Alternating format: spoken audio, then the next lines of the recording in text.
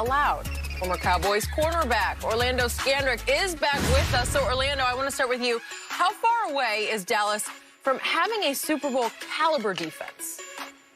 I'm looking at the glass half full instead of half empty. I think they got some pieces. Leighton Vander Esch is a good linebacker. I think he'll be a better linebacker when they get back into 4-3. They got a bright spot in Trevon Diggs and Melvin Gallimore as the two young draft picks, but I think they're a ways away. I know everybody's excited about Dan Quinn, but Dan Quinn was hired to be a defensive guy. He went through 3 defensive coordinators in Atlanta, and their defense hasn't looked strong at all. But look at the bright side. It's the offseason, and everybody has hope. And I know we all, as football fans and Cowboy fans, we see Surtain, and I think Surtain is going to be a hell of a player in this league. But I just don't think that that's the right draft pick. I think that, you signed your quarterback.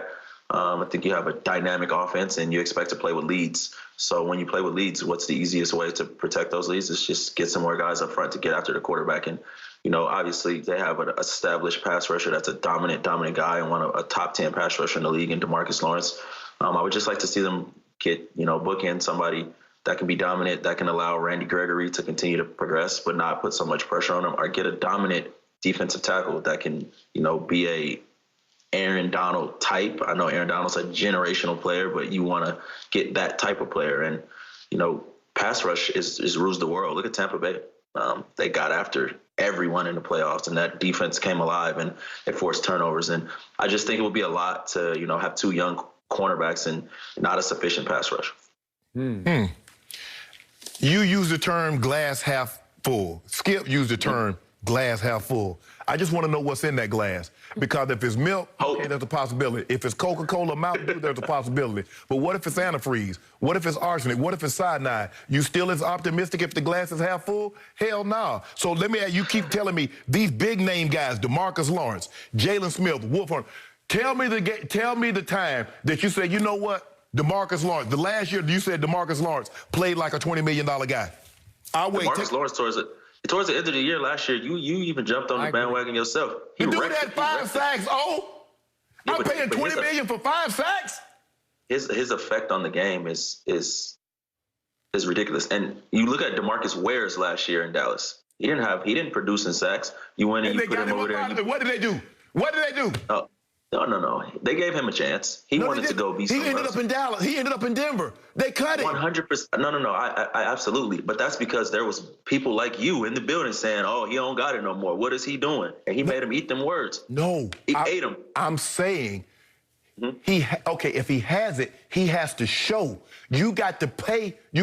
For the production that they're paying, you got to give them production for what they're paying you. Jalen Smith, you keep mentioning Tampa. So I want to know who's Levante David and who's Devin White for the Dallas Cowboys. Since you mentioned Tampa, tell me which one. But Levante David and Devin White are hell of a players.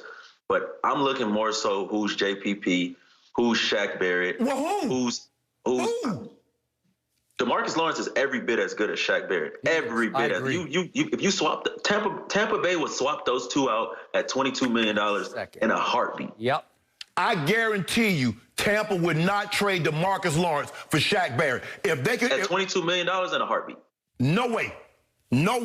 Because Shaq Barrett plays both. He does both. D-Law is good at the run, but if you said D-Law is the same guy this year as he was the 2 years until leading up to that contract, you fooling yourself. You fooling yourself. If I asked you if I signed you to host Undisputed and then I turned around and asked you to host a betting show, you'd be terrible too. They signed that guy to be a 4-3 defensive lineman, and then they want to have him stand up. Okay, I'm glad you mentioned that. They fired Chris Richard and Rod Marinelli. Can you tell the people at home what defense did Chris Richard run and what defense does Dan Quinn run? Chris Richard is basically a Dan Quinn disciple. So he's going to run the same defense, right? To a degree, yes. Okay, so what kind of production did D-Law give you in Chris Richard's defense? We'll see 2018. Let's go back. Let's go back a step further. Okay. That's all. We getting ahead of ourselves. Dan Quinn was running Gus Bradley's defense, correct? That is correct. Gus Bradley was running Rod Marinelli and Monty Kiffin's defense, correct? Correct. See, since we want to go back, since we want to go get the book out and do some history. I don't really want to go back that far because we're gonna lose the people. Because I think Monty and Rod's defense is a lot. That cover two, I think it's a little different than the single high safety. I see what you're saying because they run the middle linebacker to the middle of the field. It makes it look like cover three. But wait. When my last few years that I was there and we had DeMarcus and DeMarcus was ascending in his production, we ran some cover too. Yeah. But on run downs, we're single high one gap team. Yeah. They bring in, Mike Nolan, who can't tell his I know what you're saying. Behind from his elbow, yeah. And then they have a shortened a pandemic season, and I'm not making excuses for any stretch of the means, but Demarcus Lawrence is a capable and he is a hell of a player, and I'm not gonna write him off. I need to put it down. Some dominant times. He had some dominant times last year, and I'm gonna put it here. He's gonna have double-digit sacks this season. I don't need double-digit sacks. Agreed. 28th in scoring, Skip. Y'all was 31st in run D, Skip. Y'all was 26th on third down, Skip. 23rd in yards per play. 20th in sacks, and had the 5th fewest interceptions.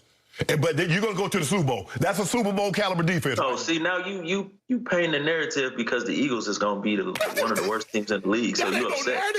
That's fact. That's the narrative you want to paint. You want to talk about last year. We're talking about now what you asked me what they should do in the draft. I said get some more pass rush, get some more capable and willing people, on the defense, and allow DeMarcus Lawrence to be DeMarcus Lawrence. Okay, you lost me on one count. You said Patrick Surtain is not the pick at 10th, even though he's the top corner in the draft to me and would be a great bookend to Trevon Diggs. But you said, no, you need another pass rusher, right? Go get you some cereal without no milk and see how it tastes. Okay, so I don't know where to go at 10 because that Micah Parsons was at Penn State, and he opted out last year, and I saw he flashed to me a little bit, but I just don't know if he's dominating. I don't think he's as good as DeMarcus Lawrence is. So I don't know that there's anybody who is worthy of the 10th pick that can do what you say. Is Patrick Surtain Darrelle Revis? No, but you don't need to do. I don't think like playing defensive back and the lumps that you take as a young player, I don't think that without being able to rush the passer, you can be successful in this league. But you got DeMarcus Lawrence, so you should be able to rush the passer. Remember, that's one pass rusher. Okay, the Broncos had Von Miller for a long time, and just Von Miller. And how was that? Okay, but you played with Randy Gregory, right? You think he's come back alive? I ain't ready to push my chips in on a guy that's been suspended 6 times. You know what I mean? But still, he made it through last year, and at the end of the year, he was popping off my screen, man, because he can fly off that edge. Why are we all against getting some more up-front players? Why are we all against being dominant up front? If you look at the teams that were dominant defensively, they were dominant up front. The Seahawks, dominant up front.